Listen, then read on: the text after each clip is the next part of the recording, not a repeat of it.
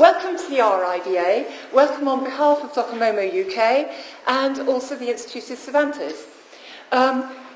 In Docomomo UK we've been looking at architects whose work seems to us to be relevant to contemporary design and deserves to be better known over here in Britain than it is currently. And Alejandro de la Sota is an evident case of such an architect. And William Curtis is going to speak first as a historian, followed more briefly by William Mann as a contemporary London architect, and then finally by Alejandro de la Sota Jr., who is going to fill in about the actual person. I'm not going to say any more now because we've got quite a jam-packed evening and I'm handing over right away to William Curtis, but let me just introduce him to you first. He's an award-winning historian and critic, as we all know, but some of us haven't realised until recently he's also an artist and photographer. He's taught at Harvard, the AA, Cambridge and other places, and his best-known books are Modern Architecture Since 1900 and Corbusier, Ideas and Forms, both of which are now considered as classics. And he's also written monographs, definitive monographs on Balakrishna Doshi and Denis Lasdun and others. His critical texts appear regularly in Architectural Review and Croquis, and there was recently, just a couple of years ago, a retrospective of his paintings and photographs in the Alhambra. So, with no more ado, I'll hand over straight away to William. Thank you.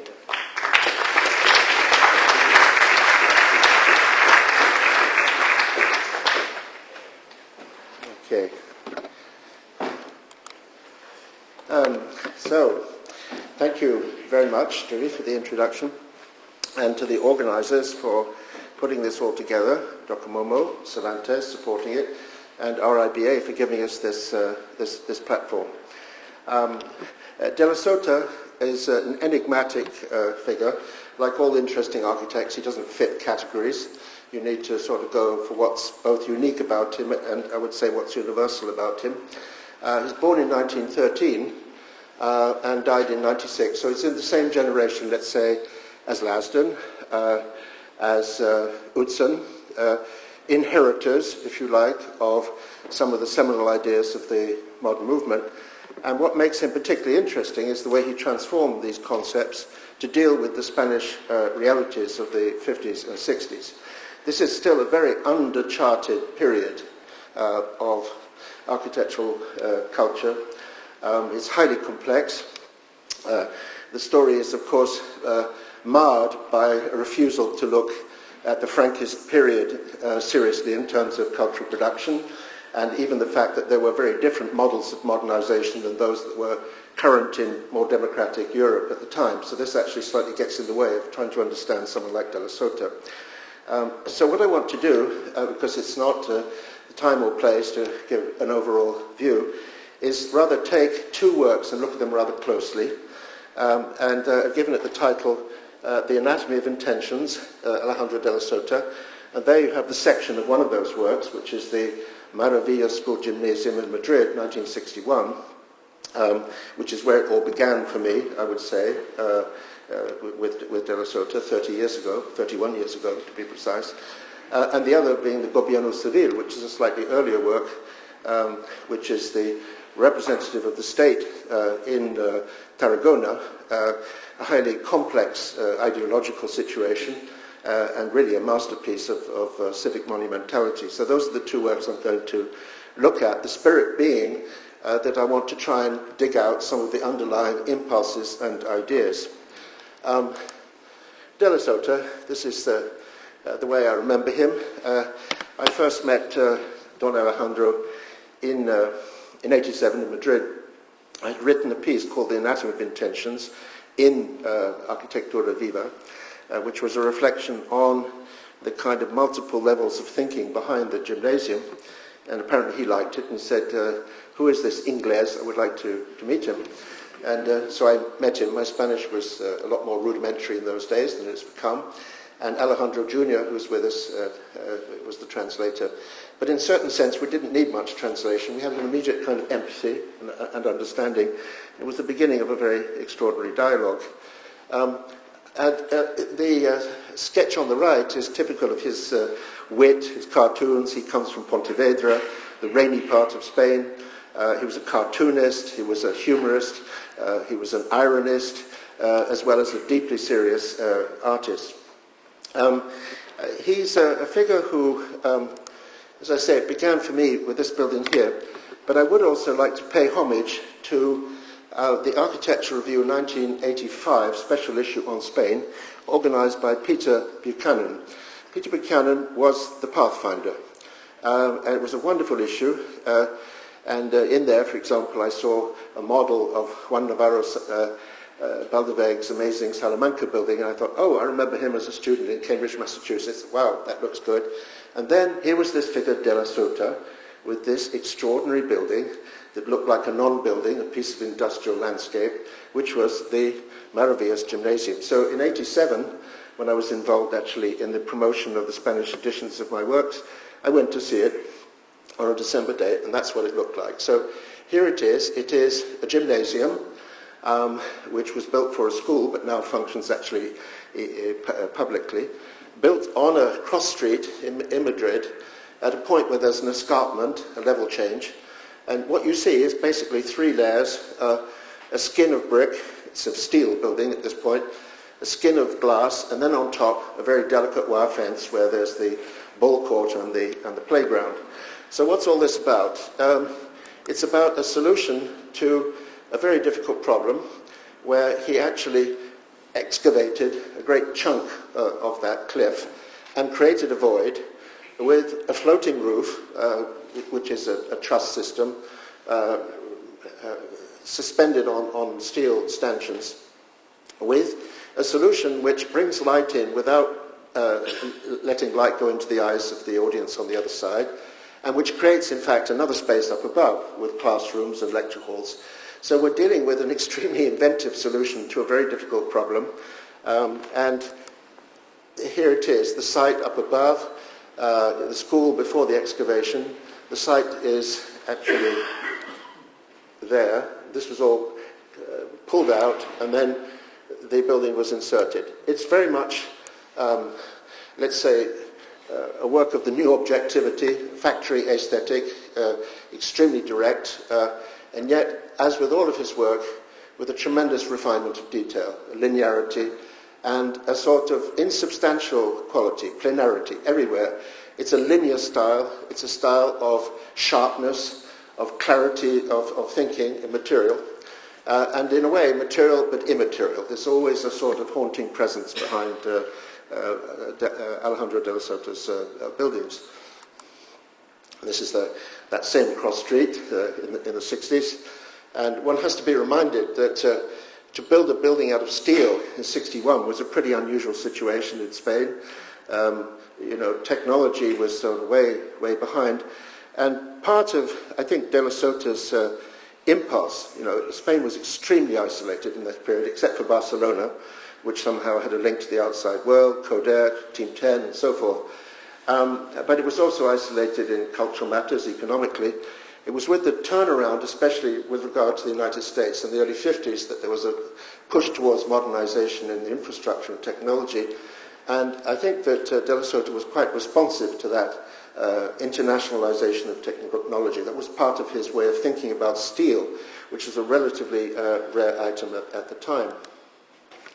So, the immense clarity and sophistication. This is the upper ball court with this fence.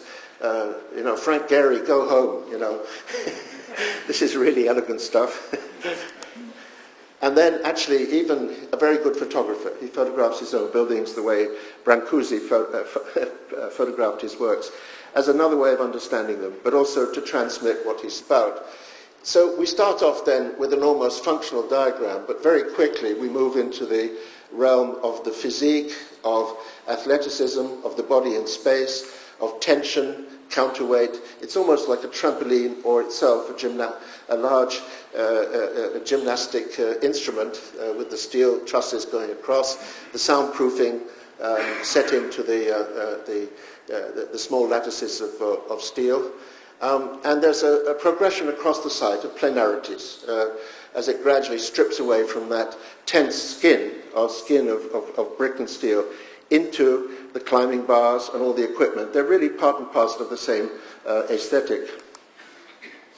These spidery drawings, quite typical of his thought process, he placed tremendous emphasis on the idea. It's something that Alejandro will also be talking about. Cosa mentale. For him, architecture is a matter of deep reflection, of synthesizing all the elements of a problem and then coming up through intuition with a solution that tries to bind the polarities or difficulties of the situation. And indeed, that's exactly what a drawing like this is all about. The hanging roof, almost like a tent structure, the bleachers, you know, the very, very steep seats on the left, and then the skin on the right with the feeling of light coming in. And yet it's a kind of liquid space. This is really about voids, about working with voids. It's not just working with stuff, it's the opposite. And these are some photographs of a later generation, quite literally. One of Alejandro's sons is a very good photographer, and Juan, who I think captures also something about the feeling of the framing of the body in action. It's a theatre, and actually when you go back to antiquity, the description with a vela, with a kind of tent over the theatre, Vitruvius, it has something of that quality. So it's a work of high tension, suspension, gravity and anti-gravity, both operating, which is of course what the body does when it's involved in gymnastic movement. Steel, a truss. Actually, he just used a truss like this for a building at Barajas at the airport with the truss the other way up. And he had a sort of click that said, well, I think I'll flip it and see what it does for me. And then taper it, so you get a sort of aerofoil, if you like, with, you can see the profile very clearly with the steep seats. And then something else pops up, which is a whole other space up above, which is a classroom lecture hall. It's mens sano and corpore sano. It's the healthy mind and healthy body. This was done for religious school, and the whole issue of physical discipline and mental discipline was part and parcel of the program. If you say it's a rather moral building in that respect. And I just love these construction shots with things lying around, as you see here, before things are lifted up.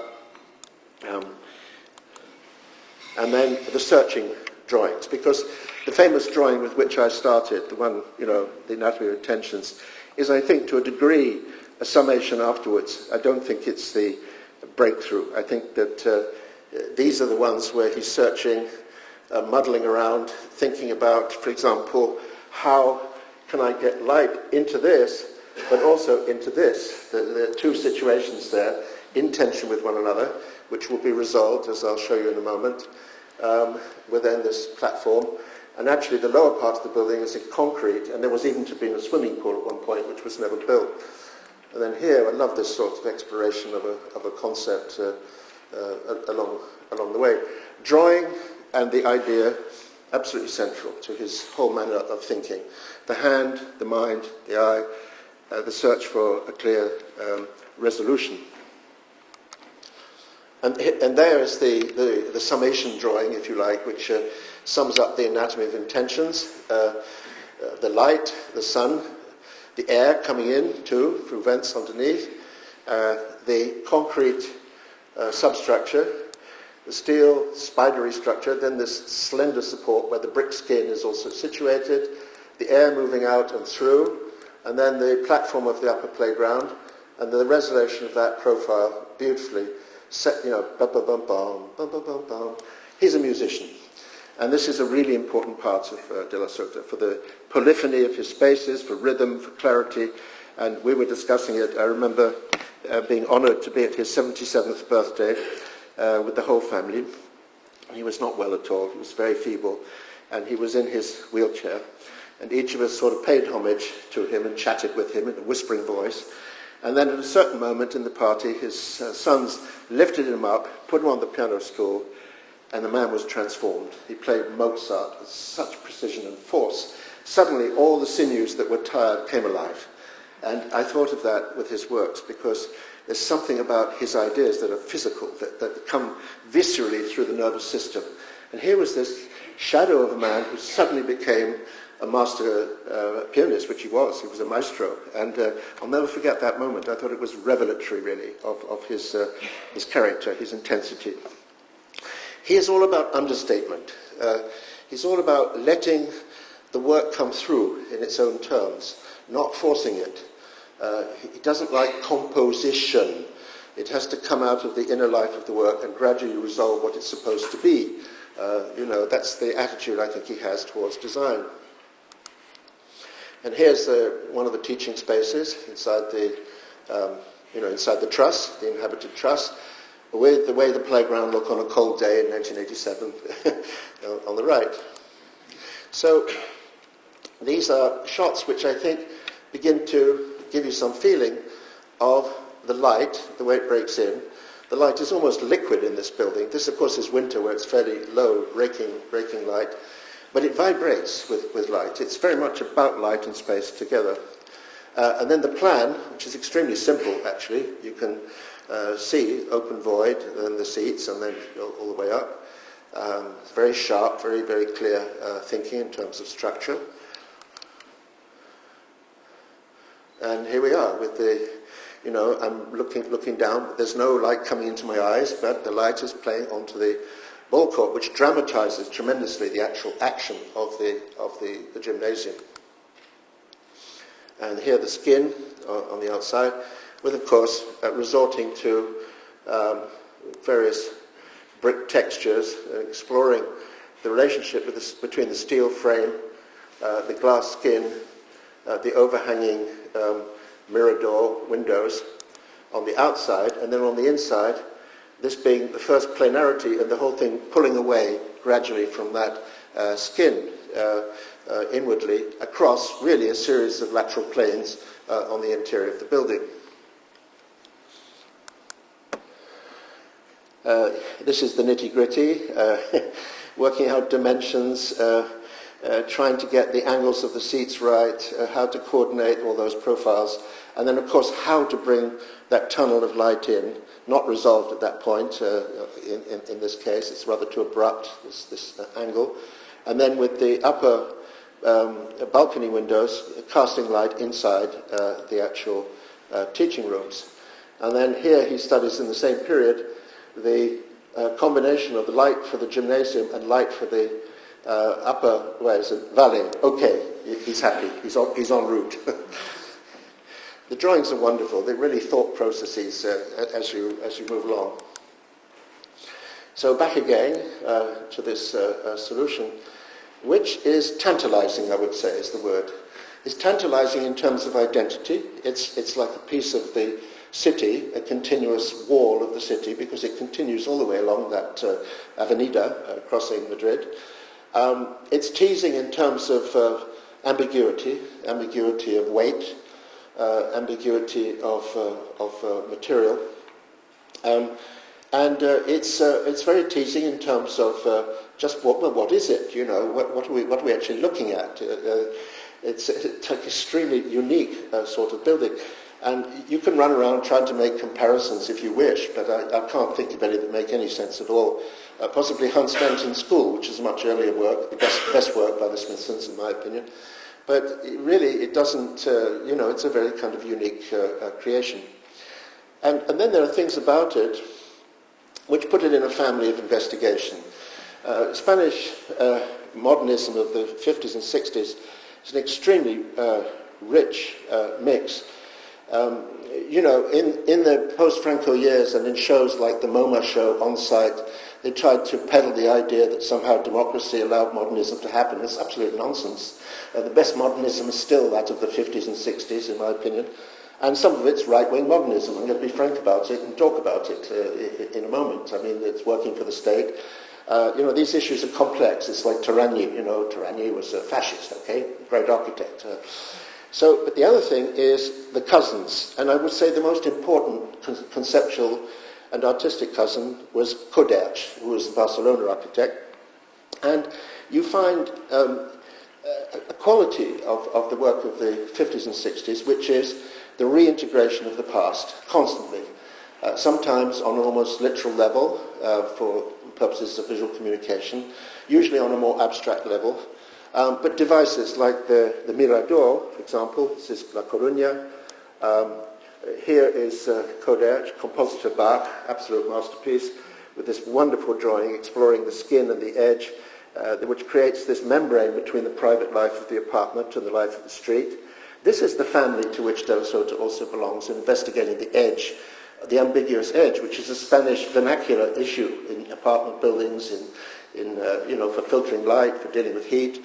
Here, for example, a project by De La Sota in Salamanca, where he deliberately details the windows to tell us that this is not a stone building, it's a skin. There's tantalizing ambiguity about the tectonics, to use that word, of a building. And yet it's going back to a very, very traditional element in the history of Spanish architecture. Another cross view. It's amusing to sort of date photographs by the cars which are in them. It's like the kind of Alinari photographs they used to show us when I was a student at the Courtauld, with a kind of 1923 Lagonda in front of the Pantheon or something like that. But anyway, this is a slightly later picture than the one I showed before. But with it, I put an elevation study, which I think sums up, again, the thinking. You see, look, it's just examining profiles here at the same time, looking at that fact that it's on a slope, looking for the rhythm and change of material. Remember, this now works into vents below, textured bricks in the middle, ambiguous elements of various kinds, and then the repose of the cornice, let's call it that, the even measure of the platform where the playground is, and in a way suspending from that downwards. There's an issue of suspension, I think, in this thing, but it's the spidery line of these drawings which I love. There's no fudging. You can't get away with it when you're being as sharp as that. You have to get it right. There's no covering up, So this is all part of, I'd say, the aesthetic of De La Sota. Back to the skin, the basic elements of function, but you could say spiritualized. He's a spiritual architect. He takes the almost banal, intensifies his thought about it, and turns it into a sort of industrial poetry. Look at the skin, the detail around the entrance, and of course, Mies is in the background. It always intrigued me that Nicholas Hawksmoor never went to Rome, but he understood Rome better than anybody else in his generation because he went there in his imagination. Don Alejandro never went to see Mies firsthand, except eventually for the National Gallery, but later in Berlin. And of course, at the end of his life, he went to America. But Mies was something he studied through concepts, drawings, photographs, and he imbibed, he drew in Mies.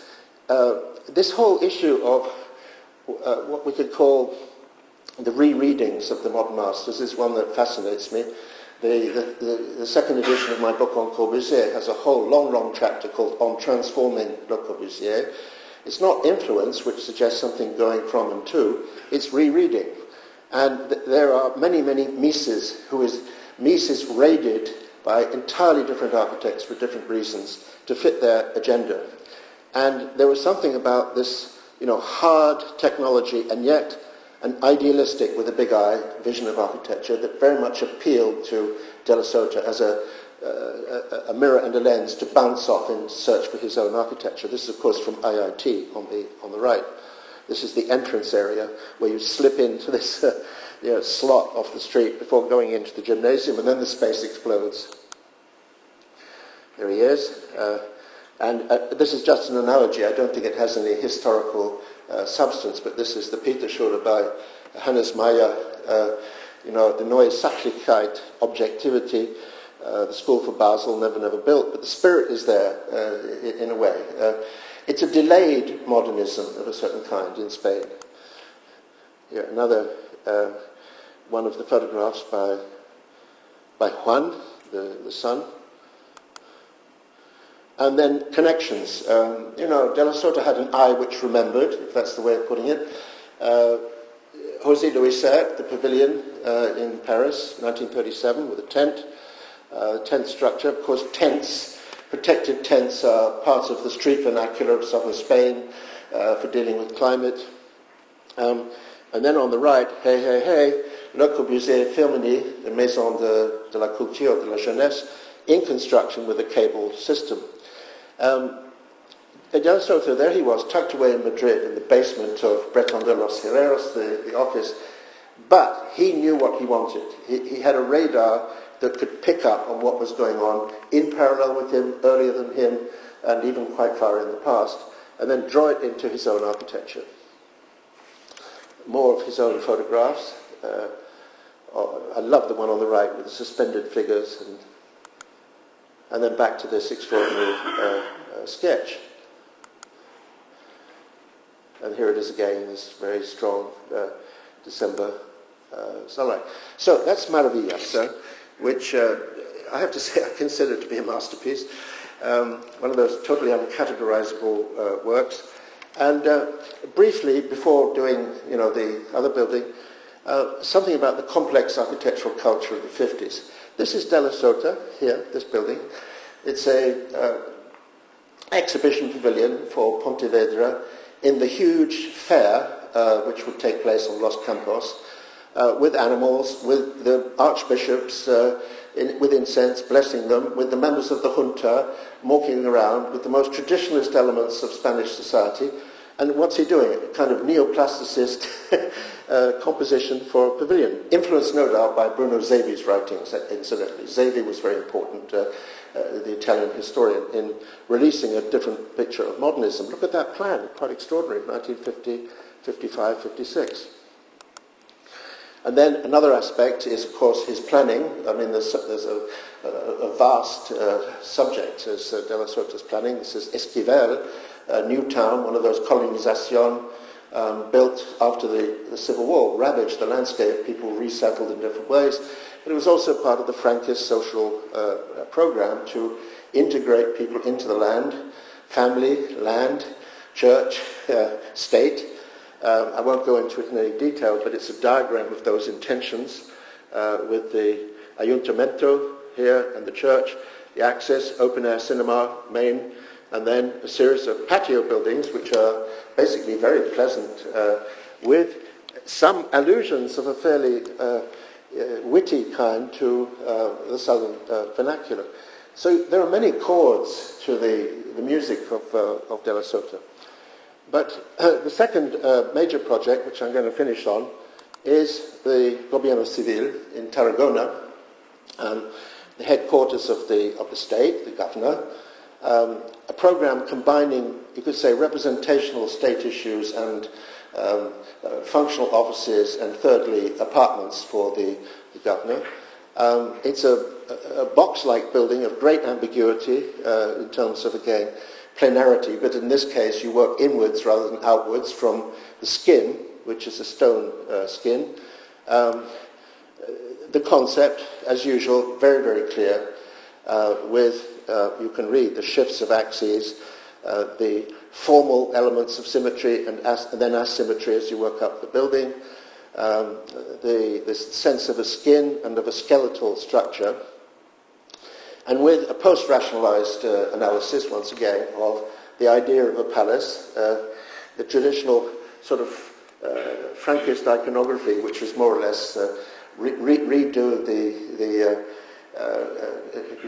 Renaissance in every little town, and then him investigating the elements of the program, putting them together with a platform for the governor. And so we go on, and then, actually some investigation of proportion, early photograph. It's been restored several times. It was initially a sort of brownish stone, then it was restored to white, and now it's gone back again to being brown. These are not quite right then for the colour. So here we have really the organisation, a series of cuts into the facade. The balcony, like a doge's palace, for the address to the city.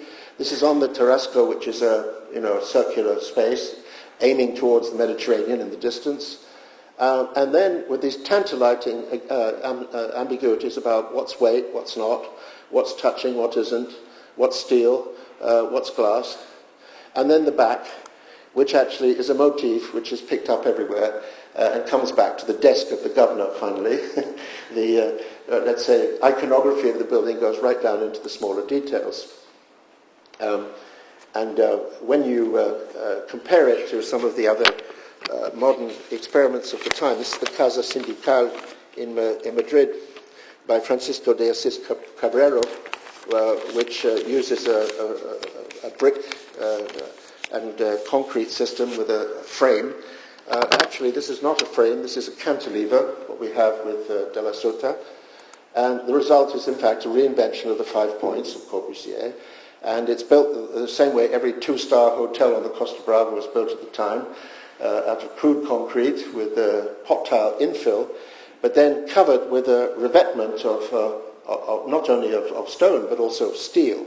So that actually, the echoes are there from precedents, Casa del Fascio, Corbusier's Governor's Palace, which had just been published in the Œuvre Complète,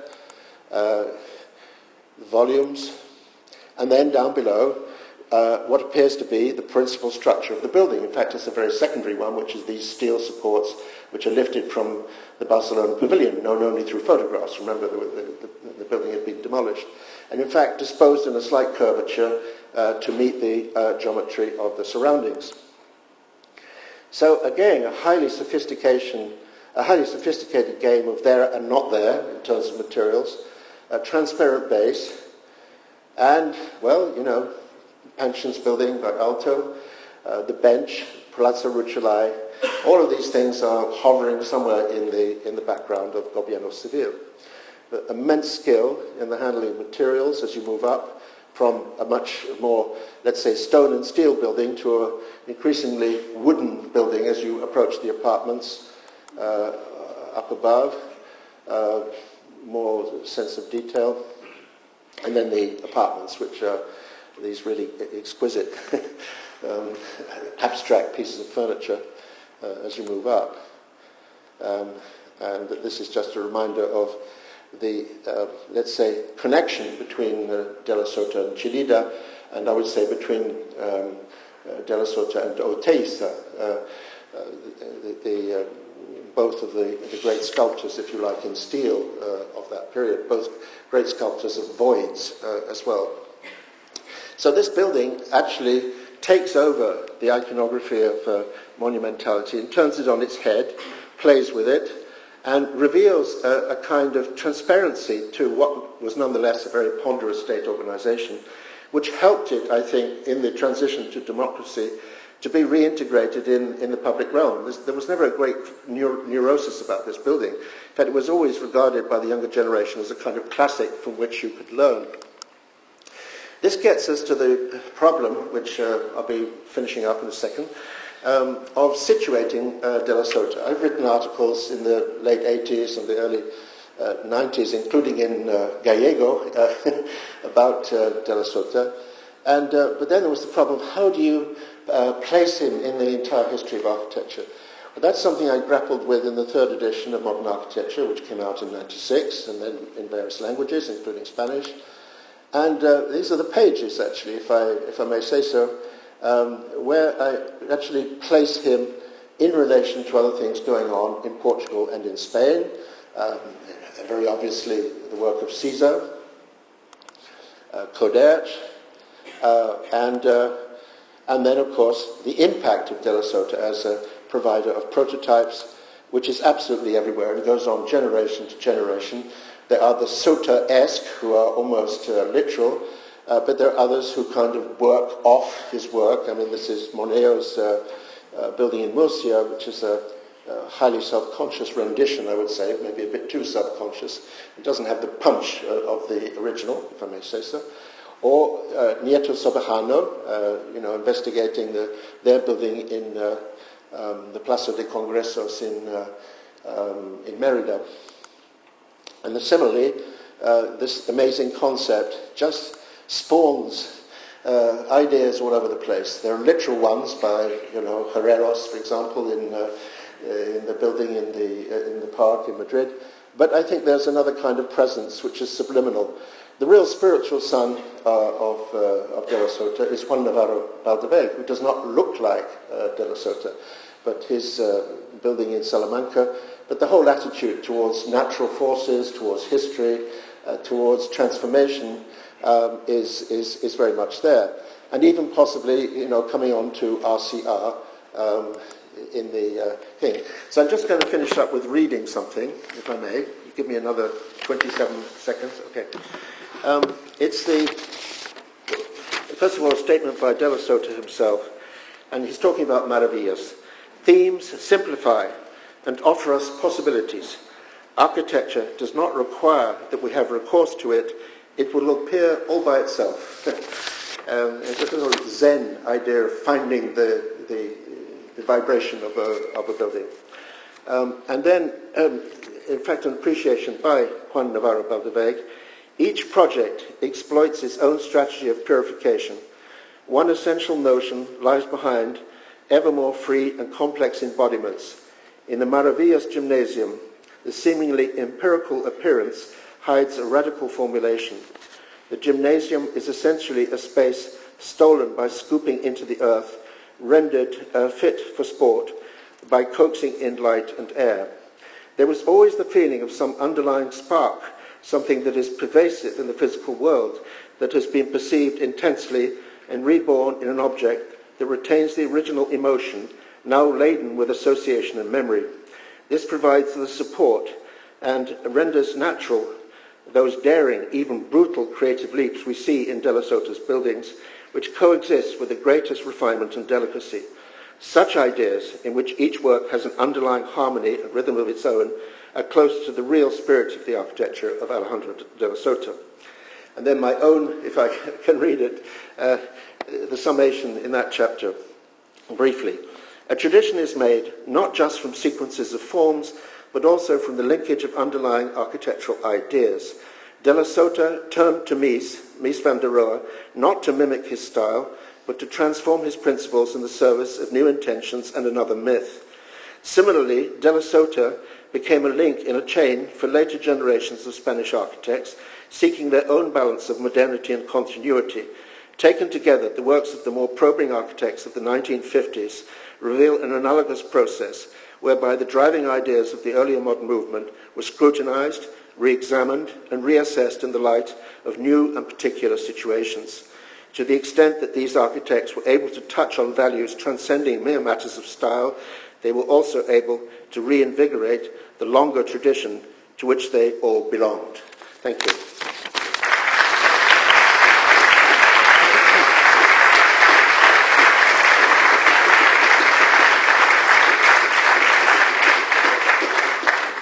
Thank you very much. And I now hand over to William Mann, who, as most of you will probably know, is a director of Witherford Watson Mann Architects, winner of the 2013 RIBA Sterling Prize for their work at Astley Castle.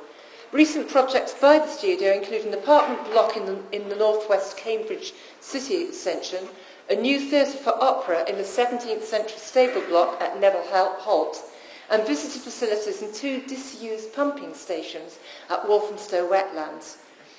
William has contributed to a variety of European architectural publications on subjects as various as the architecture and urbanism of Flanders, the plot lands of England, London's River Lee, regeneration and social engineering, the psychodrama of architectural competitions, buildings nicknames, and Alejandro de la Sota's Maravillas Gymnasium. Thank you.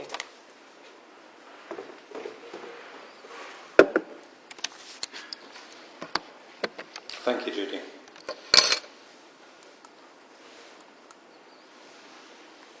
So De la Sota insisted on the logical character of architecture, but he was also playful. He was a riddler, a caricaturist, a musician who would tap out musical scores on his skull while thinking. I can't quite explain why his lightly sketched buildings loom large in my mind as I work away adapting heavy old buildings, and design the odd new one. But it is this mixture of probing logic and surprising leaps that draw me to his work. This mix that is the source of the energy, the tension in his buildings, and of the surprising communicative qualities of his pared-down architecture. He comes across, in his own words, as a severe logician. His projects proceed with analytic precision, separating the different before establishing whatever connections are necessary. His compositions, above all his plans, are sparse without any shows of virtuosity. The ferocity of his anti-classical spirit is striking. There was no place in his architectural universe for rhetorical columns or pediments. He was a merciless caricaturist, a deadpan riddler, a lover of paradoxes. Many of his aphorisms suggest that simplicity is hard won, saying that designing buildings was like blindfold chess. Teasingly, he wrote of his masterwork, the Maravillas Gymnasium, that no one notices the architecture that isn't there. An early illustration of his unorthodox personality in action is in the design of Esquivel. A native of Galicia, in the rainy, rocky northwest, he was commissioned to design an agricultural settlement in dry Andalusia. The plans, a gently curved grid of tight-packed houses. He sets the central functions of the church and the village hall at the edge of the village, within a grove of palm trees and pines. As a result, it has an unusual openness. He recounts his design of the details. On receiving the commission, we lived in Andalusia. We experienced journeys, stays there, without photos or notes. Then we forgot it all. After a time, we could sketch some of the details from memory. Doors, windows, locks, chimneys, walls, their crowns, fountains, benches, streetlights. The small details in these jottings were then numbered. After shaking the numbers together in a wide-brimmed hat, we drew them. Out came their random variations with the luck of the draw. This is more than a piece of amusing juvenilia. It's an assured, mature work in which de la Sota asserts his authorial anonymity, his understanding of settlement through the vernacular idiom and the calculated use of chance. Much of his work is characterised by the struggle with gravity, much more than is purely logical. The Dominguez house in Pontevedra is, in the words of the poet, a house with only a basement and an attic. The living spaces hover above the ground, and the bedrooms are sunk into it, and there's just a stair at ground level to link them. This separation of plinth and pavilion is also present in the Gobierno Civil in Tarragona, the canteen of the Metallurgy Institute in Madrid, the Miraflores Children's Home, the Casa Valera, and the post office in Leon. In stripping buildings of their subjunctive structure and ornament, he focused their energy on this elemental drama of earth and sky. This tension is echoed and elaborated in the Colegio César Carlos in Madrid, where the library is sunken in the ground and the gymnasium is a glazed bridge high between the two blocks of student rooms. Detaching from the immediate situation and offering views out beyond the edge of the city. This project is set up by not one but three separations: the social and the individual, the two towers of student rooms, and then study in the earth and exercise in the sky. This duel with gravity is repeated most rewardingly in the Maravillas Gymnasium. This is perhaps the one instance where making a building that is a bridge is entirely logical, and where what elsewhere feels an enthralling conceit here feels self-evident. It's not for nothing that his lecture, Architecture and Landscape, marks the bridge as the prototype for architecture. This, in my view, is the opportunity he saw in the pared-down syntax of modern architecture. He mined this interdependence between tensional compositions and simple assemblies for the rest of his career. Without the bold cuts and separations, you would have a dry rationalism. But with these inbuilt tensions, you have works of great simplicity, but remarkable power. His buildings are elemental in a second sense. They are dry assemblies of prefabricated components. They are steel-framed tents of one sort or another. Wooden doors are placed in built-in steel frames, where door leaf and frame are always the full depth of the wall, denying partitions the slightest substance. His stairs are often 3 cranked beams with steps across, never a sign of a trimmer. Delicate glazed screens are syncopated off the structure lines. Then in the Varela house, it's entirely lined in plywood with brass angles at the joints, which is then this one here. Inside then a prefabricated concrete box. While wood wool slabs, butted and staggered like stone, are used at the Senin Metallurgy Institute. At Maravillas, the wood wool panels sit within steel angles, following the facets of the trusses like a canvas awning draped over the sports hall. While the mesh fence is something else, taut, economical and spidery. At the Guzman house and the mathematics faculty, the lightness is pervasive, drawing the exterior in through sliding screens and the retractable canvas roofs over the patios and terraces. Frame and infill is an enduring, down-to-earth form of construction. It seems that half of 19th century Madrid is built in timber frame with masonry infill. De la Sota absorbed this timeless grammar of simple assembly within his modern syntax of rooted plinths and tethered bridges. The constructional syntax is not an end in itself, but it serves, firstly, the relational quality of these buildings, the way you see and are seen, and the way activities are made emblematic. Already in the vast halls of Clesa Central Dairy in Madrid, De la Sota separates the different sequences of bottling and pasteurization and laboratory testing, but he also connects and opens up. He designs a long picture window opening up the main production hall to the street, and he makes a pair of bay windows and a mirador for visitors to look in from the first floor.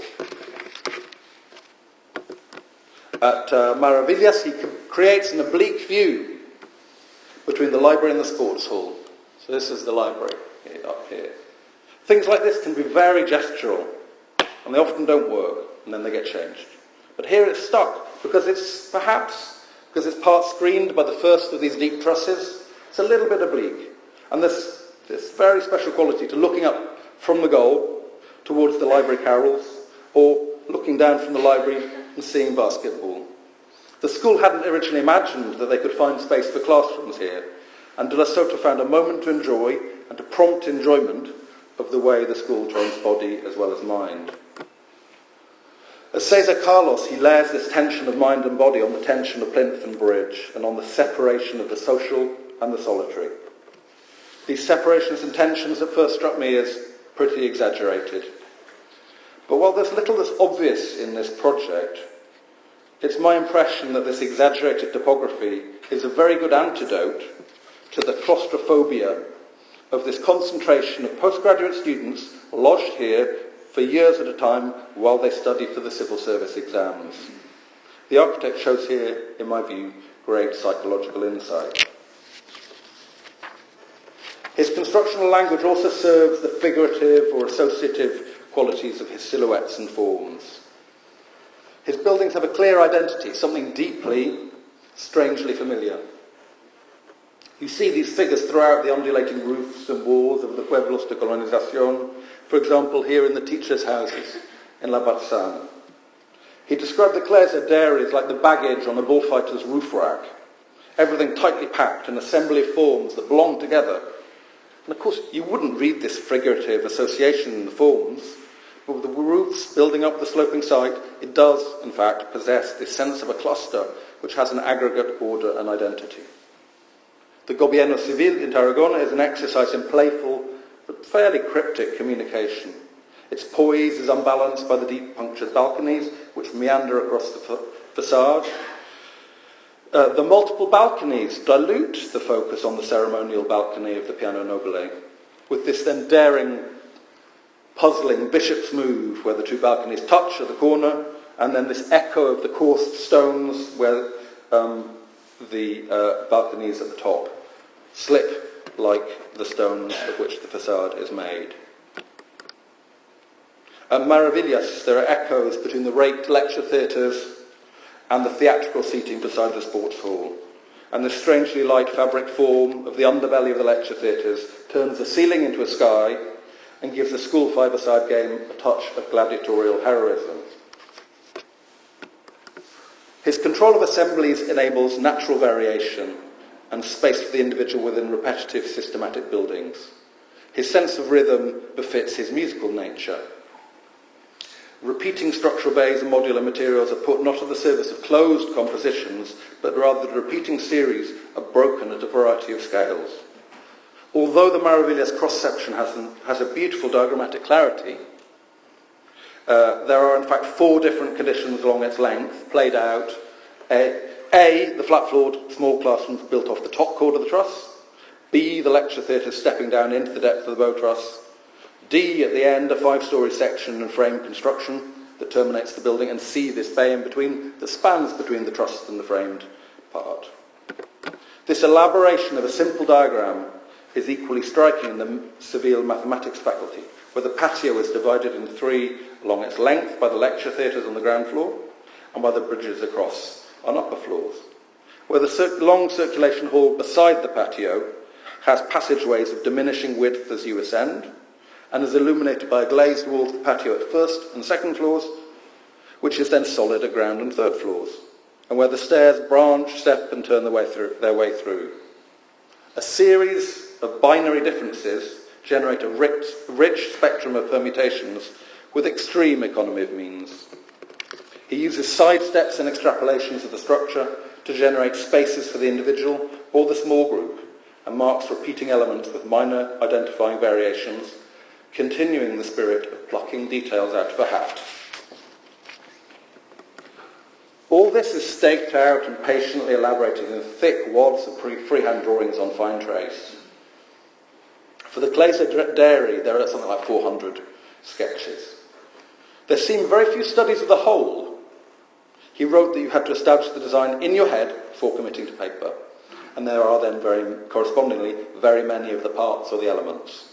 Here at Maravillas, roughly A2, you have the bones of a typically sparse plan, explored in half a dozen thumbnail perspectives, for example, exploring the clerestory that will illuminate the sports hall.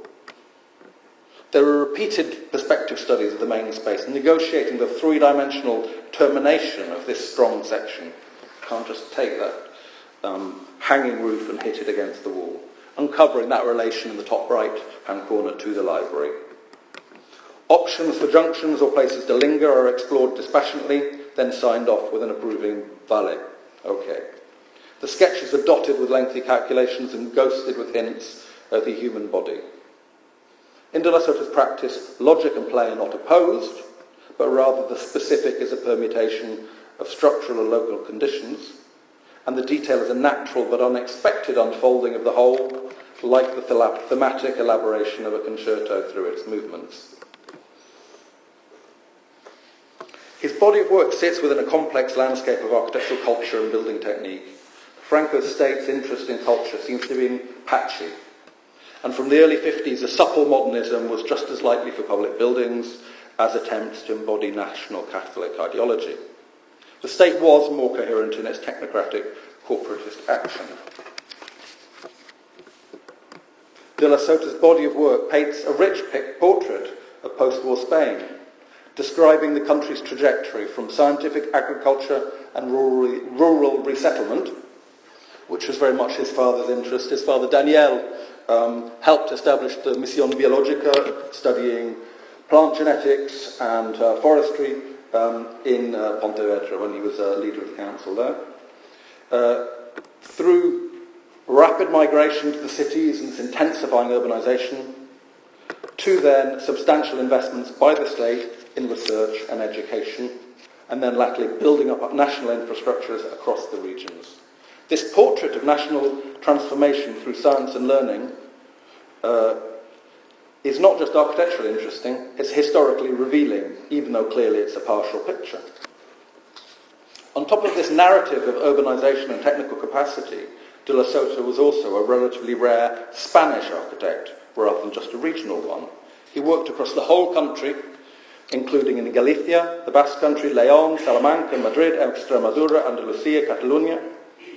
And his work Perhaps a little bit for this reason, his work remains alive in the architectural culture of these different regions he worked in. Alejandro de la Sota's work is the tip of an iceberg of dizzying quality of work in Spain in that period of the 50s and 60s. And it's very hard not to overlook this iceberg because so little has been published in English-speaking architectural culture. The architectural production of post-war Spain was never an obvious fit for the grand narratives of a singular modern movement at the service of unambiguously progressive ideals. And this leaves him in the strange position of being mythologized in Spain and then underrated outside of it. His work doesn't possess the purity of the founders of modernism, but nor is it a debased or derivative version of this purity. His work is too practically oriented to be pure. Instead, it has its own clarity, as a remarkably original distillation of the everyday elements of building, made up of retaining walls and groves of trees, of these vigorous steel skeletons with thin walls and thick doors. And making buildings from first principles, as he did, that's the work of an architect. His buildings have a generosity that is won by this economy of means and a richness that is the result of their layered simplicity. The rooms he made have a soft light, soft acoustics and a tactile warmth that invite you to linger. Even when they were made for machines, they're at the measure of the human body. The separations and juxtapositions, the physical and visual connections that he established shaped the relations of individuals and collectives in a most engaging way. This body of work sets high standards in the sophisticated synthesis of apparent opposites. It's playfully logical, it's elemental but associative, it's systematically human. And the subtle, probing mind behind the work, insatiably testing things through hand drawing. The laconically humorous words with which he described his actions offer us a glimpse of the exacting path we must follow if we wish to approach such a synthesis. And that's perhaps why, despite the distance of culture, time and type of work, I often feel him over my shoulder. Thank you.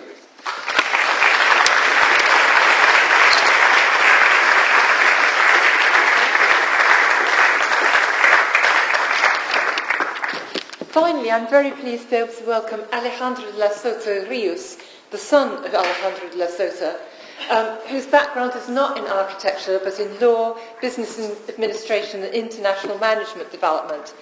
His career in these fields and in technology has left him very well placed as a trustee of the foundation for Alejandro de la Sota. And this foundation, founded in 1997, devotes itself to the preservation and dissemination of de la Sota's work. And it's really quite a model for us because it's gone so far in digitising that whole archive meticulously, cataloguing and digitising, and providing a very extensive website, alejandrodelasota.org. So you can go away now and have a look at it. And indeed, it's become one of the most comprehensive online digital archives of any single architect. So now I'm very pleased to be able to hand over to Alejandro to tell us about the man, the person behind. Thank you.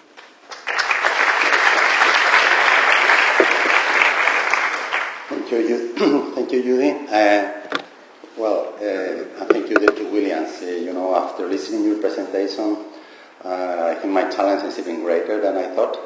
So to describe my father in just 15 minutes and to do it in English is, beyond any expectation anyway. I try my best. Let me introduce myself. I am the third brother of a big family, and as Judi said, I am the one with the arrow there. And I should clarify, but Judi said, I am not an architect. When my father friends asked him, what did your son Alejandro is studying? He used to look at me in a sad way and say, well, the poor Alejandro is studying something like business. Yes, I study something like business, but I will not talk today about business, but I will not talk either about architecture.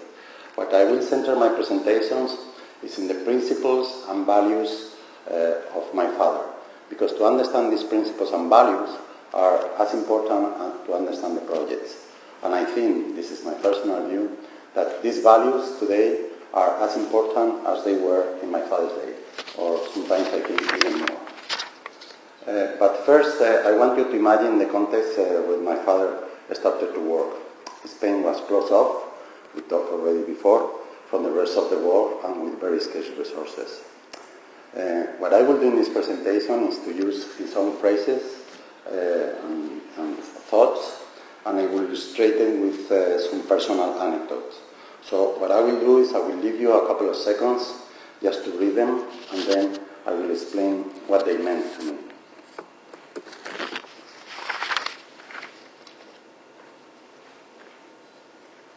This first idea reflects his strong belief in the power of architecture to transform human lives and society, as important as any other areas of knowledge, like education, even medicine, and the ethical responsibility of the architect. The picture here is my parents' house just married, so you can imagine what happened when 7 white children arrive. It changed a little bit.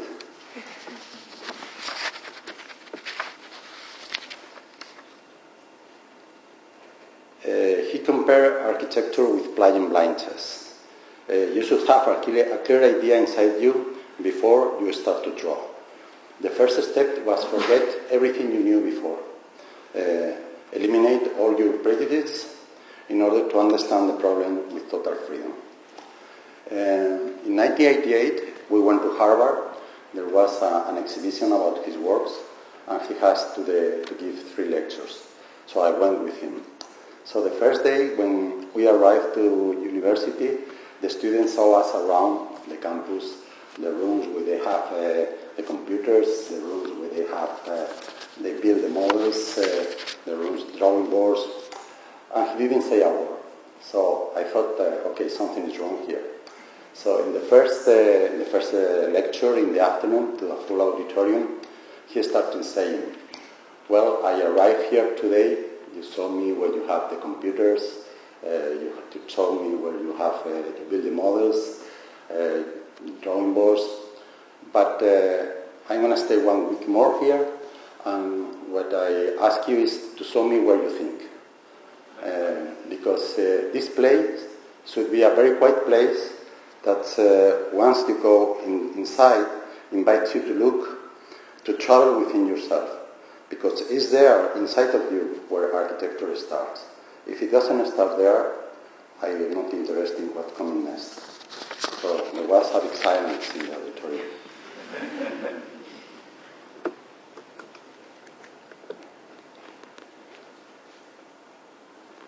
In this internal process, he has to understand the problem, to put himself in the shoes of the future users.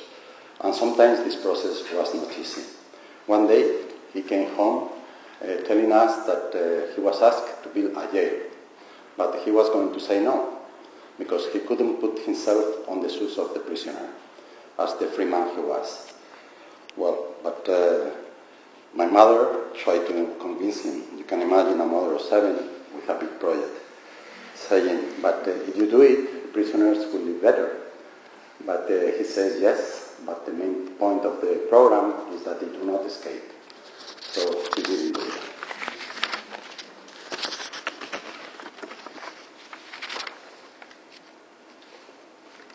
This phrase, I use this one sometimes for the Spanish people that here he used to say, we have to dar liebre por gato. That is pretty much the same idea. This approach was present in all his projects. He considered a moral obligations. A year after the Maravillas Gymnasium was finished, the school priest, the clients came to our home saying, Don Alejandro, we brought you a check.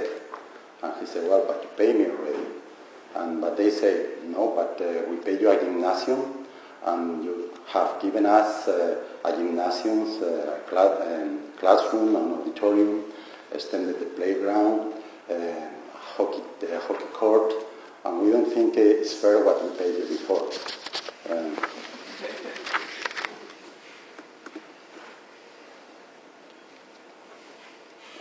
He renounced anything that was not essential to the final goal of the project. He rejected projects that he didn't believe were fair or were purely business-oriented. This renunciation was the price he had to pay sometimes in order to maintain his freedom and integrity.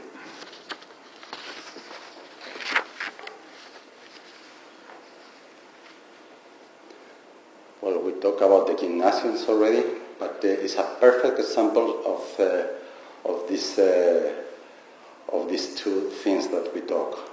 It's not only about to resolve problems in a logical way using technology, but it's also about the sensitivity, the importance of creating a warm atmosphere using the right materials and light, and making people who use it feel good. He clearly achieved it here, and you notice it as soon as you walk inside. He never renounced to resolve human problems, but he never renounced either to do it with poetry, with magic, and he did it with great simplicity, common sense, and enjoyment all his life. Well, another part of my father's activity was design. He was always very worried about the use of space in a small apartment. In our case, in a not very big house with a lot of people, that was very clear. So this led him to design his own furniture. Here you can see some dual-use chairs. The first prototype, you can see there, was made with the hairpins of my mother. You start playing, and you can see it very clearly there. And from there, these chairs. We don't have time, but he had a lot of designs. Painting, caricatures were part of his enjoyments and ways to channel his creativity. Here you can see George and Mildred, I think the Ropers, we know them in Spain by the Ropers, John McEnroe, our royal family, my mother, myself, I am the one with the moustache there. Sometimes it was very tough to sit in front of him because you felt that he was observing you. And something was happening there.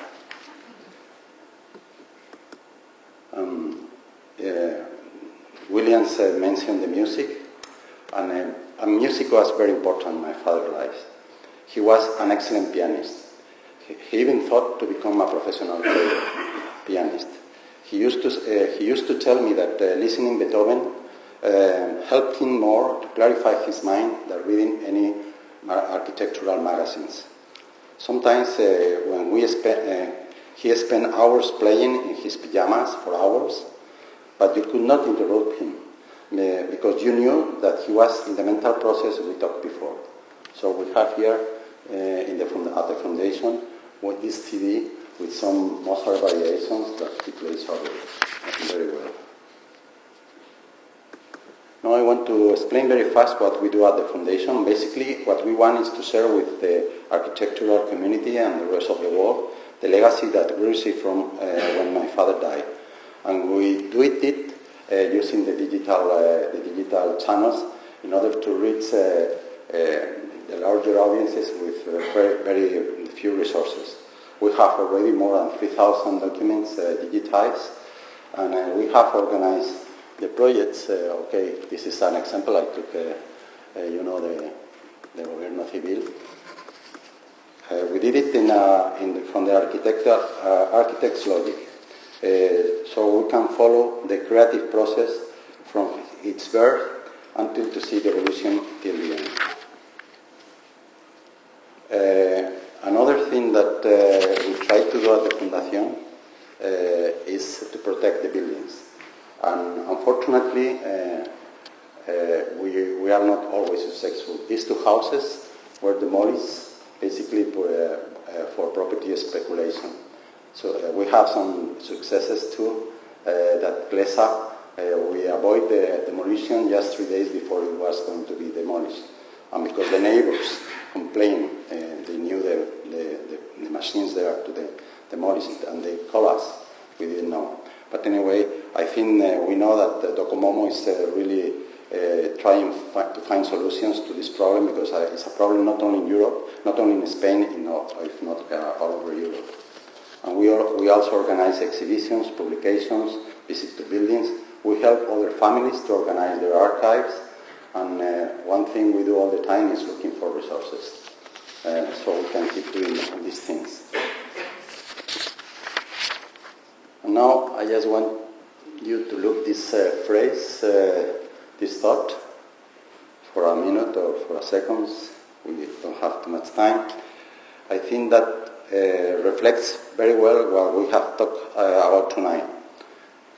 Amusement, joy, satisfaction, emotion, but at the same time taking life very seriously. It was what we experienced at home, and it was what we want to share with the world. But last but not least, everything I told you tonight was possible because my mother, Sarah, respect him, his freedom, admire him, and tolerate him, too. You can imagine what this renunciation meant in a family of 7. And she did it so for almost 50 years, always peacefully and with great understanding and intelligence. Thank you very much.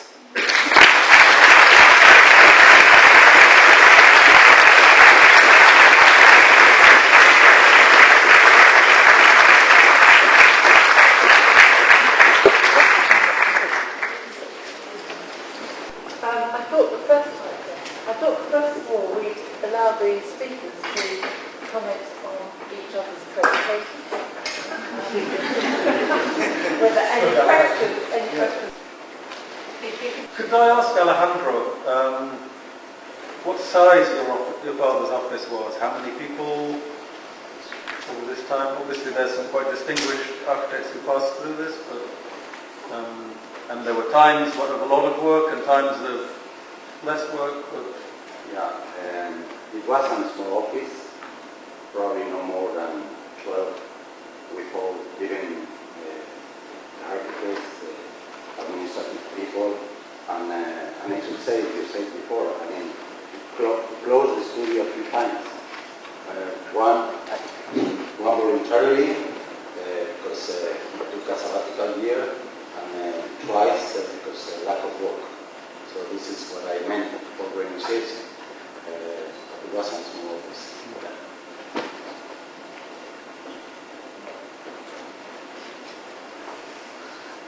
I was interested in comparison with other contemporary architects in our day and time. Kodak would seem to me to be an obvious example, although he's working in a very different situation, almost entirely in Catalonia, which has a very strong tradition of its own. But one sees this, looking back to history and reinterpreting, one sees this interest in light and gradation of light, and the playing with the skin in order to punctuate it and articulate it for that reason. Let's say a bit more perhaps about... Yes, well, Oisa is the obvious person. And Sainz Oisa is the almost counterpart of a very different sensibility, wonderful architect, who we could say Alejandro de la Sota distills and sharpens and excludes. Oisa pulled in influences, ideas, much more eclectic in a sense. But they were coping with parallel situations, and the perfect way to see that is in the Funcaral housing outside Madrid. This is a period of massive crisis in immigration into the surroundings of Spanish cities. Barcelona, the migration from the south particularly, and Madrid. And this balance back and forth, or imbalance between country and city, is part of the cultural landscape, the time, the film, and everything. And De La Sota was right onto that. Right onto how you urbanize the countryside, and on the other hand, how you deal with this influx of people. So he, in Funcaral, his low-cost housing, abstracted the language really of an Andalusian rural vernacular, but into this new situation on the edge. And OISA has a very similar approach, but after that they really go in very, very different directions. I suppose I feel the most interesting work for me by OISA is the bank, the skyscraper, which is a much later work in the 70s, which is a remarkable work of technological intelligence, suspended elements, many of the things that Foster and company do later. But he's more of an inclusive architect. And it's out of that Monet comes more from that side, actually, almost eclectic, you can say. Whereas Della Sota is the opposite. I mean, he has a deep historical culture, but it's always refining and distilling towards the essential idea. And I don't think that's the position of Uitha. Uitha becomes almost a postmodernist to a certain point, just throwing things around, like the building in Santander, for example. So you know, that would be to me an obvious line. And then Kodesh. Kodesh is the other master, really.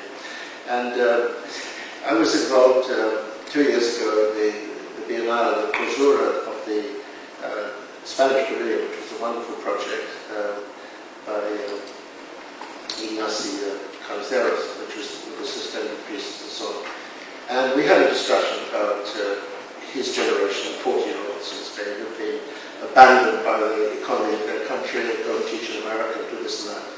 And I said, well, you know, there's been a lot of promotional hype around the quote-unquote new Spanish architecture of the 70s and 80s, around the Olympics, which actually was already in decline, in my opinion. I think the 70s was more than the 80s.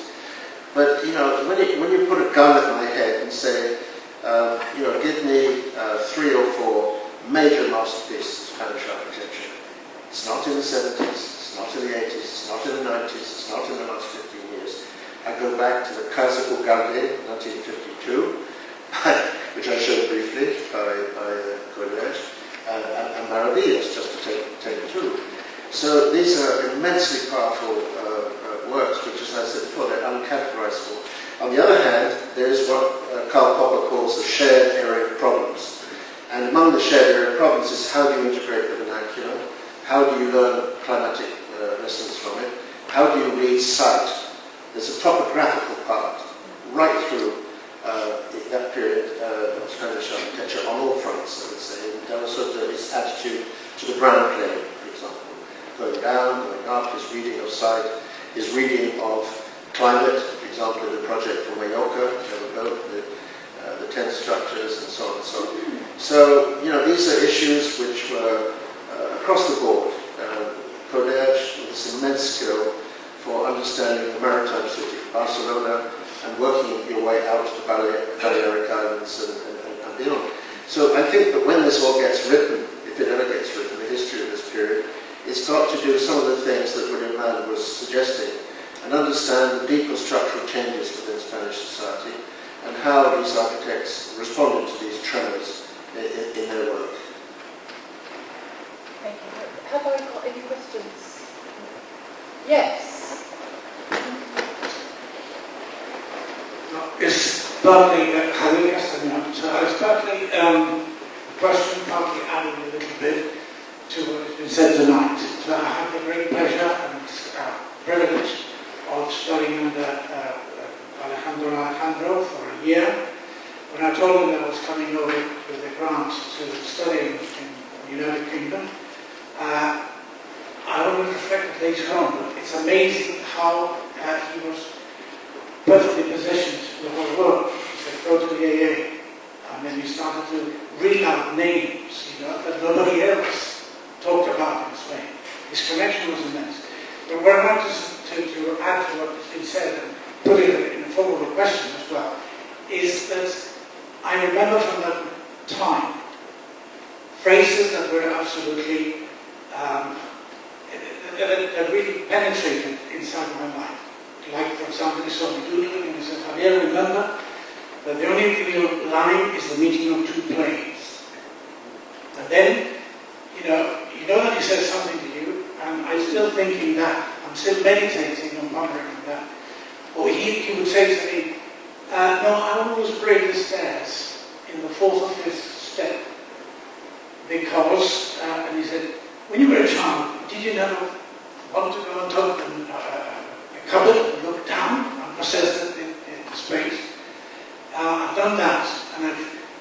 meditated on what happens when you come down the stairs. When you go up, you will look elsewhere. When you come down, you look at your feet. And there's an eclipse of movements, which is what he was actually telling me in one phrase like that. I don't know if you've actually, things that we've actually studied of Alejandro Sota, you see this depth in the very ordinary way in which we actually look at reality. Am I only just, making, as you said before, mythologizing him, or is it something that you see as well? Through very small, ordinary things, you could actually make that message. Well, yes, I see. I think you're on the right track. Absolutely. What do you say? Well, he studied mathematics for 2 years before studying architecture, which was a requirement. Everyone had to do that. But I guess it was more central to the way he thought and worked, I guess. I mean, I suppose this question of mythologization, I don't know if Alejandro, maybe this is hard to discuss, but one thing we talk about is this method of forgetting everything you knew before, eliminating prejudice, understand the problems, have your own thoughts, and start looking for your own solution, and then you start to work. I work in the internet industry, and today I see, I am applying it to my team. That before just to jump to the computer, just have your own thought instead of just looking what's going on around. I think this methodology can be applied to other areas of knowledge, and I'm trying now to define our methodology, basically following my father's steps. So I think this is common sense. This is very important because today we are, with so many information that you have your own opinion, your own thoughts, and from my point of view, this methodology is quite unique. At least it was unique when he was doing it, but for me, now with all the computers, we talked before, William in Madrid, that forgetting about the drawing by hand, and using all the software, there is a risk that the humanization, get a little bit, lost. I don't know. That is my opinion. I think the question of abstraction is very important. Abstraction in the sense of distilling, of a multi-layered thinking. The quotation from Cannavaro is pretty good about this lateral layering, the spark, the going over it, the building the depth around the idea. There's always that search for the core. And as he said, where are they doing their thinking? That's where architecture happens, it's in here. And then through the hand, exploring aspects of that image or that intuition. But of course, he analysed the situation for its particularities, but then he integrates them, I believe, and waits for the thing to come forth. And in an image or whatever. When there's not that, there's nothing. There's just elements arranged. So there's that search for an imagery in the core of the project, and then finding the requisite elements in architectural terms through sketching, and then finally through technique, through realizing it in an object. There are no details in architecture according to Le Corbusier, and I think that Della Sota would follow that. It's what the thing really should be given those intentions. That's why that title I use it, the inactive intentions. So that quality is irreplaceable. It's impossible to copy it, although you can, emulate it as an architect. And as I said, the best people are not the Sota-esque. There are heaps of them who do the stair rails, who do all the things.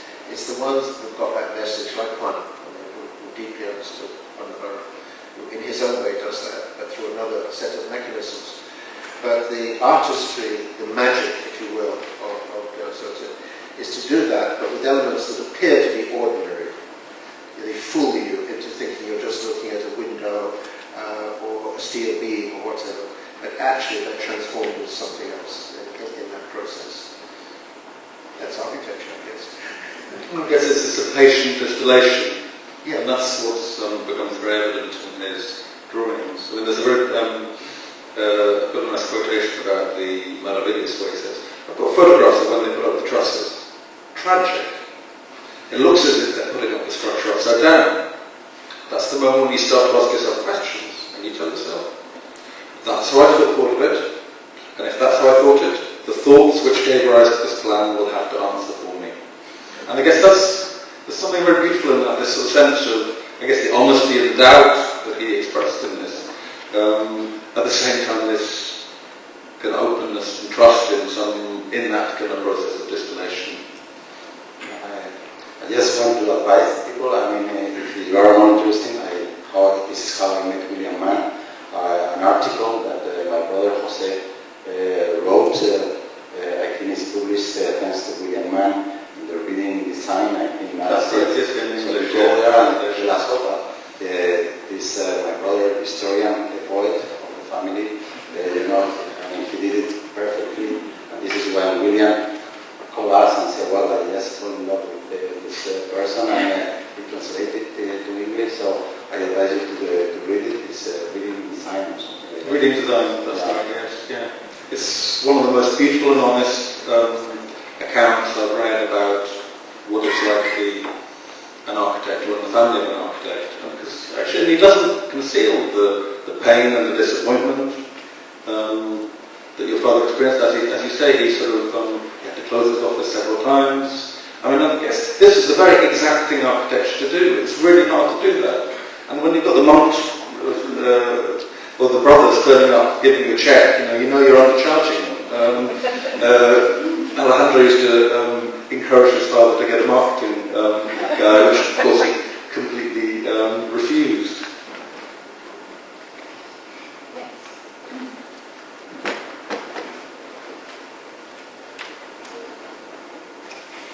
I'm curious about the way we use language tonight to describe the works in terms of liquidity and poetry and spaciousness. And I wonder, is this a vocabulary we would have used a few decades ago, or is this because there is a need of that kind of spaciousness now?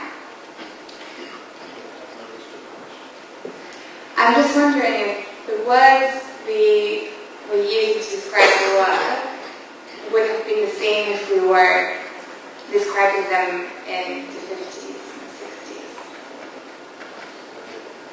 Well, I don't know about that. I mean, I suppose De La Sota writes succinctly and eloquently. I've just been reading, I don't recall which publication it was, but in 1961, I think it's the Revista Nacional de Cultura published an essay by Rainer Mann about technology and tradition. There are then responses by Fernanda Zalba, sort of 3 or 4 pages, all with literary cultural allusions, by Luis Moya, 5 pages of psychodrama of the Spanish people. Miguel Fizac, quite to the point, a couple of pages. And then Alejandro La Sota, 2 paragraphs. And he talks about Sputniks and technology has surpassed us. And then he talks about architecture as a container for the body and a platform for the spirit. I guess there's an interesting and difficult quality where you have to take, I think maybe there's a hierarchy of evidence you have to take in terms of architects and their works. For me, first of all, you look at their buildings. You look at the drawings that shape these buildings. You look at actually what's interesting about De La Sota is when he published a monograph on his work in the late 80s, the Lunaus. Most of the words he uses are the memoranda that he wrote at the time, which were, they don't take a lot of space, they're very terse, they're very succinct. These are also very relevant because, and he's using them in a documentary way. It's not. There's some text about Maravillas where this thing about where nobody notices the architecture that isn't there. That's later, but he publishes these things that he's using at the time. Obviously, in retrospect, you still have to find. You can't trust the architects entirely to define their own oeuvre. You have to kind of unpick it and unpack it. But that's then where I guess if you're talking about things that you can evidence from the buildings and the divisions. Yeah, well, absolutely. And here I speak as the historian because I don't care what architects say that much, actually. If you put them on the couch and say, I have terrible feelings about this, I love this. Yes. Post-rationalization, pre-rationalization, petiti, patata, bad theorizing, etc. It's the architecture that speaks. That's where the real thought of Sota is. It's in space, light, organization, order, etc.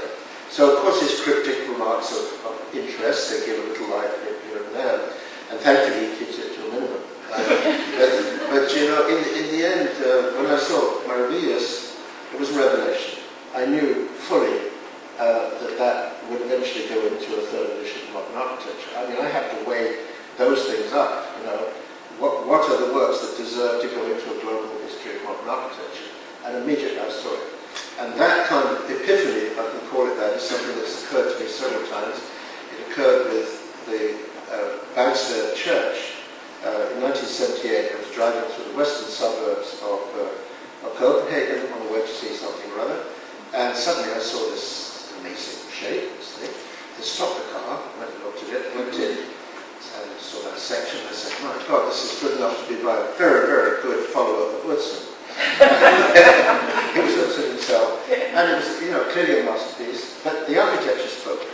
Well, the same with Judi. I've just done the introduction to a book on her in Arizona. When I saw the Ramada house, I said, wow, look at that. That's architecture of a very high level. So I think in the end, that's what separates the wheat from the chaff.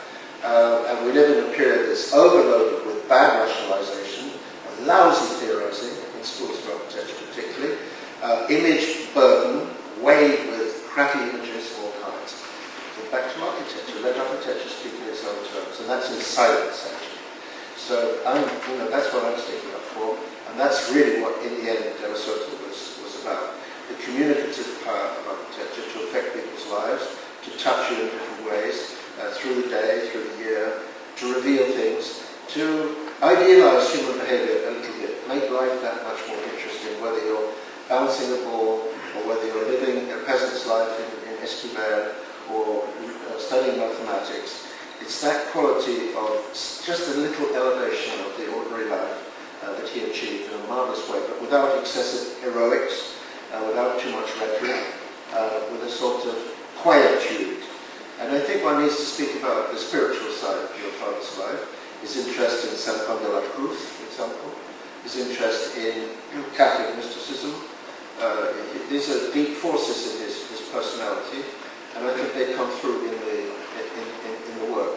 But in an extraordinary way, through steel, through the factory aesthetic, and that's the vibration which is so interesting to me, is that actually deep spirituality is revealed in plate glass or an edge, two edges meeting to make a line. This very curious quality that work has. It works on it very directly, when you experience those things. Like the house in Pontevedra with the window into the garage. It's an extraordinary thing. What's going on here? Or in the office, there it is. I remember the windows in the office, the way they touch you, and the sharpness, the way they're done, they vibrate in some way. So it's this ability to take materials, very ordinary, off-the-peg materials, put them in a certain juxtaposition and release a poetic order. That's what he's able to do.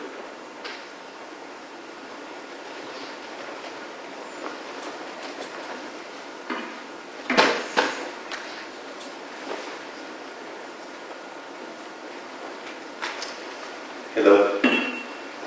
My name is Alejandro. I'm not an architect, I'm an engineer. But I've followed Alejandro's life and the books that the foundation has.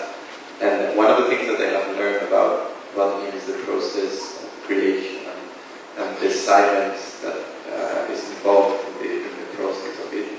And you can actually, I recommend anyone in the room to visit the foundation in Madrid, because you can see the place where he created the desk where he created all the sketches and all that. And it's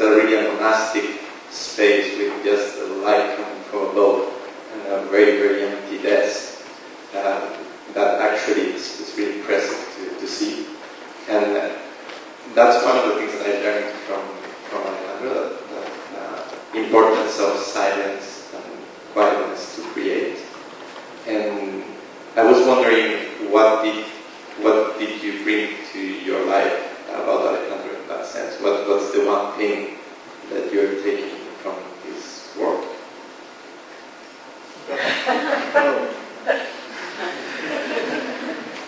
I suppose I'd probably return to this, what I was saying about the mathematics faculty. You can do a lot with repetition can be a kind of springboard for variation. And in a way, the institutional and the personal coexist through this coherence of this rationality, repetition, plot, variation. It's this little balcony of Manovillas, which kind of, this is a zigzag balcony that looks in without any of this other, the main dynamics. He always is constantly finding these little moments, but these moments are kind of improvised out of the kind of structure of the works.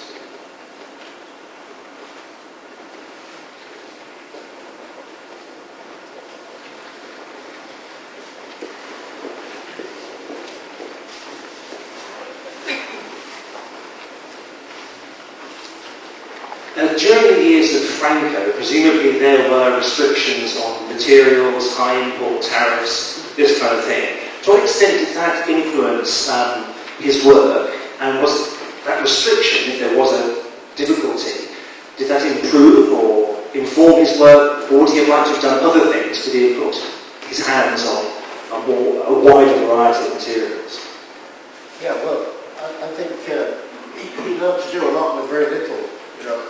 And then when you look at the construction of Gobierno Civil, as I told you, I mean, this is every fourth-rate hotel on the Costa Brava used exactly those techniques. And you work with people who knew how to do that. But then it's the next stage, which is the revêtement, or the cladding, and the clear thinking about the skin and the articulation of the pieces, and of course the internal spaces that take this very ordinary palette of materials and adorn it in the best sense of the word and turn it into something rather honourable as architecture.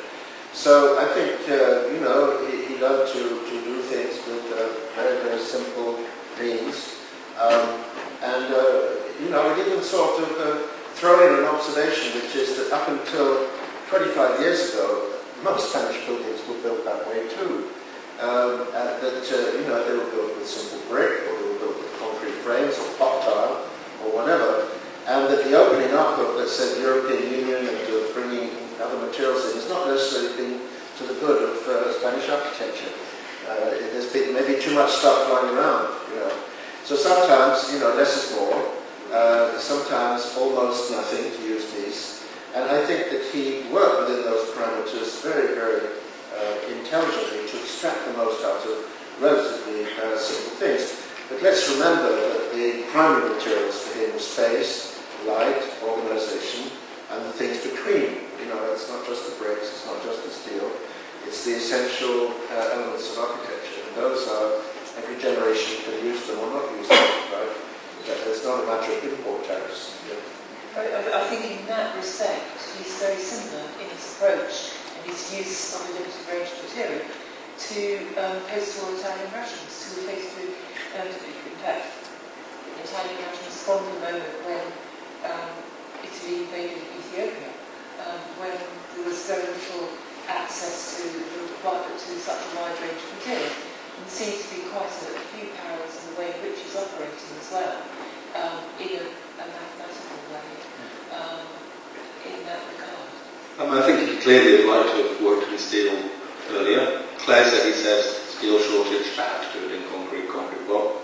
Tarragona is a concrete frame and he has some emblematic steel columns. So, and I think it is this tilt from, and this sort of slow kind of coming on side with America in sort of starting in 51, coming in from the cold, if you like, with the Cold War, then some economic reforms in 59 that seemed to unlock a number of things.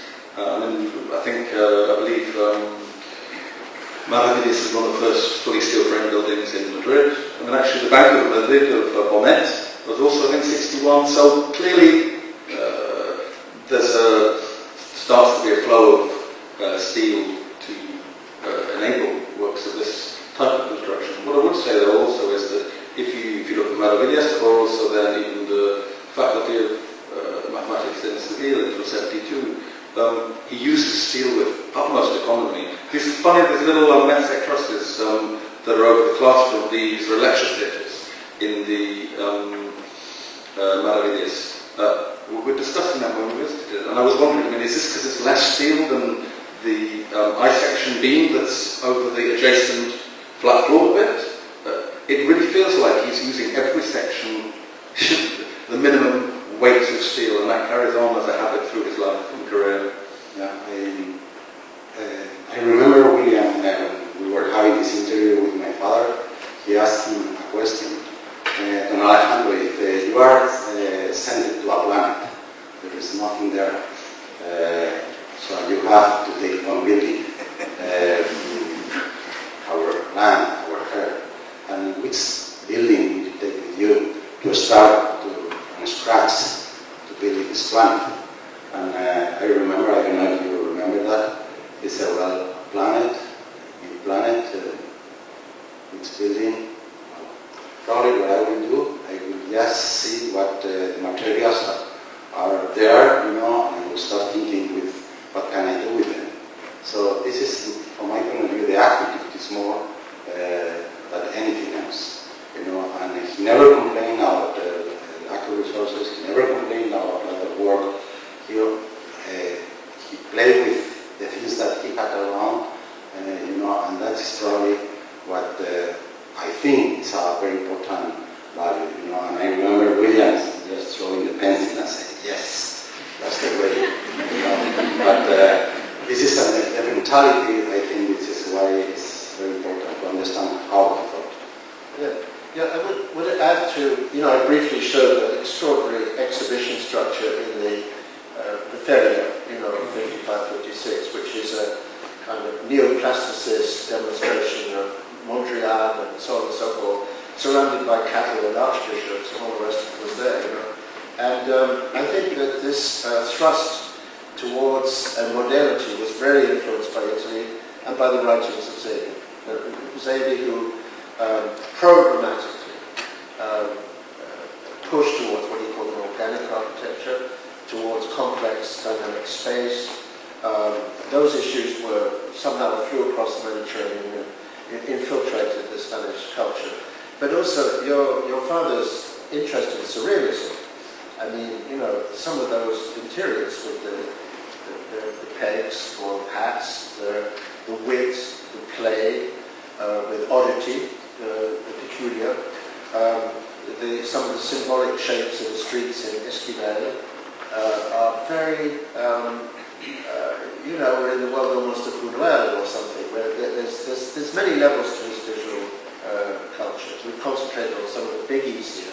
But when you get into the Colonización and his witty transformations of the vernacular, and I remember looking in the archives years ago with you and discovering those photographs he took of different regions of Spain.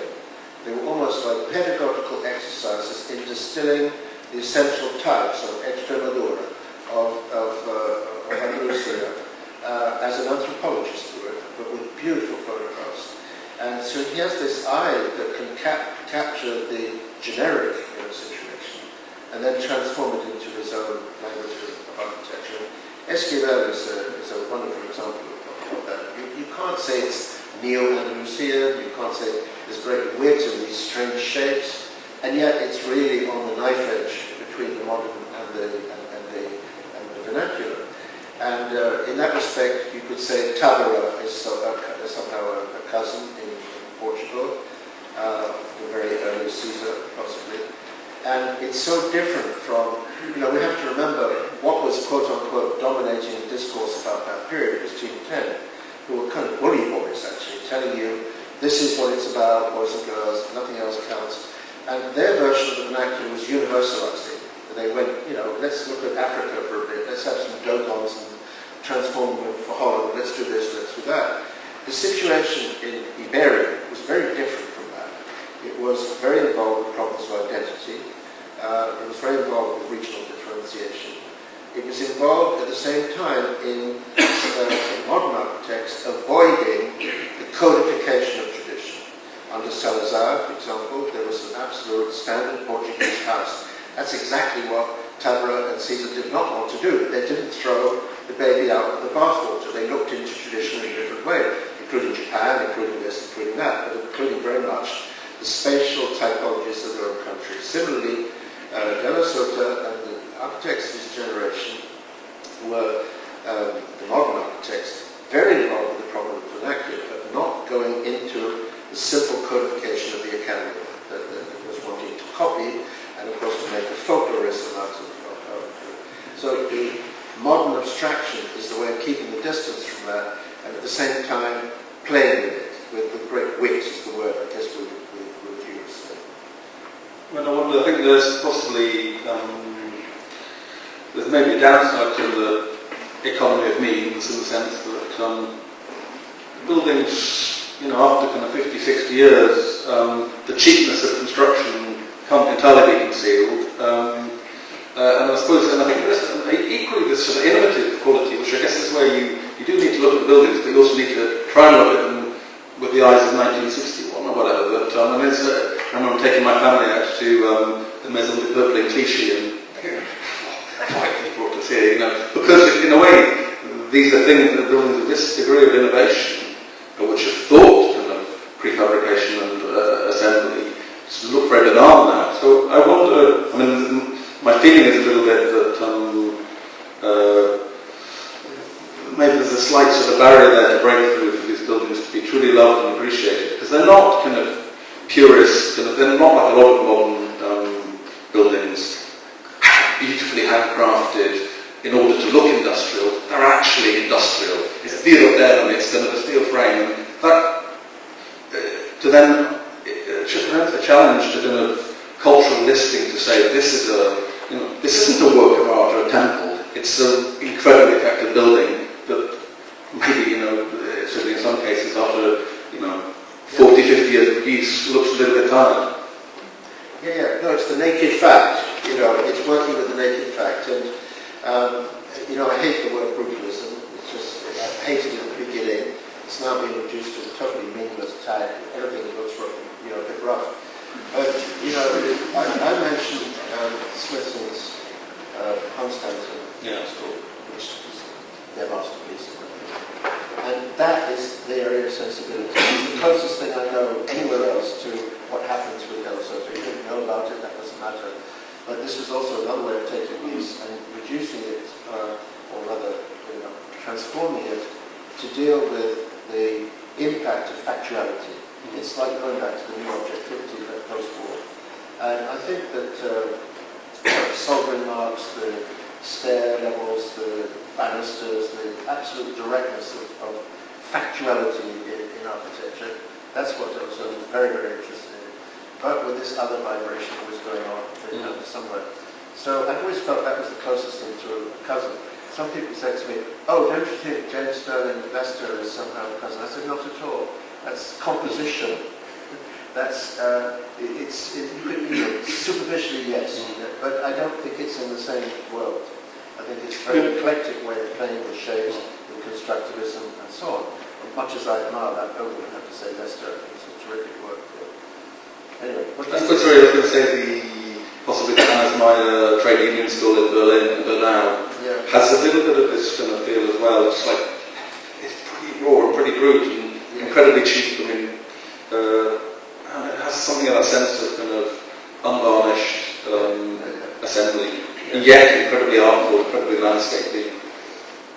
Yeah, you see, I think one would go into also what was going on in the other arts in Spain in the 50s. The parallel, if you like, to art brut, which you find there, or tapiers. Certainly the steel sculptures of Orteza and Judi, these two absolute masters. reveal great possibilities in those materials, for their materiality, but also for their space, for their voids. And I think your father had a tremendous sense of what they could teach the architects. Both of those figures are absolutely key. I showed one image simply of Judi, but they revealed many things that steel could become. A sense of figure. Yeah, well, a sense of abstraction, a multiple meaning, and measuring space in ambiguous ways or whatever. Yep. I can see that there are some other hands, but I'm afraid we're going to have to draw to a close because time is not on our side. I'm asking Bernard Brennan, who's organised the event for us, a member of our documentary working group, to give a vote of thanks. Thank you.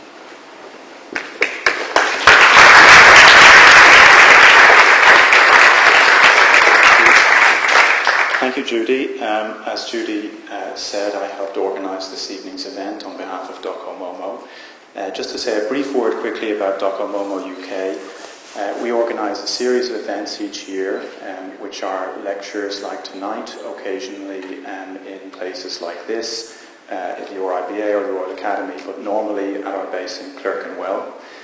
We also do tours, and national and international tours and site visits, and campaign on behalf of modern movement buildings which are under threat of alteration or demolition, as Alejandro mentioned.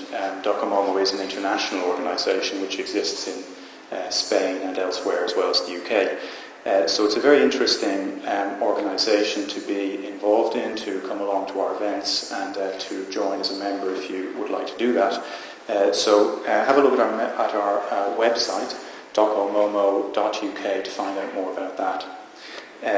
To say some words of thanks, finally, thank you in particular to our speakers and to Alejandro and William, who came up with the idea of doing this event and approached us about a year ago. Much to our delight, we were very happy to help them make it happen. Thank you to William Curtis for his fantastic contribution and knowledge that he can offer with his friendship and with Don Alejandro, and experience having been writing about him for so long. Thank you also to the Fundación Alejandro de la Sota in Madrid for their support, to the Cervantes Institute in London who helped us also very generously, and finally to the RIBA. So without any further to say, please join me in applauding our panel.